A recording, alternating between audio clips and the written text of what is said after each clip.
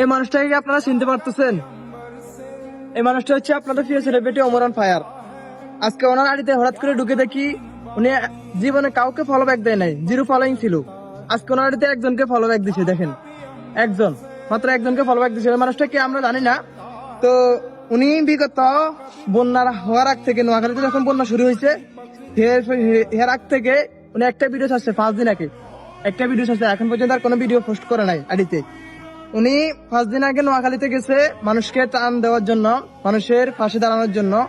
কোন সেলিব্রিটি দেখি নাই।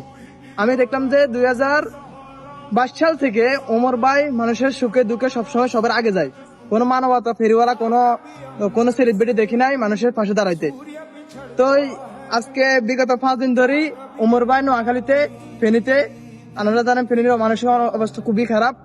তো এই মানুষটা আমি শুনতে পারছি কিছুক্ষণ আগে দিই, এই মানুষটা নাকি খুবই অসুস্থ।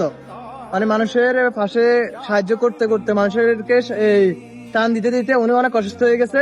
তো এই মানুষটার জন্য দোয়া করবেন আপনারা।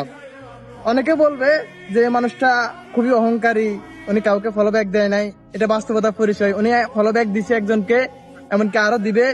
এরপরে ওনার প্রতি আমার রেসপেক্ট, ভালোবাসা অনেক বেড়ে গেছে। লাভ ইউ ওমর ভাই, আপনাকে অসম্ভব ভালোবাসি।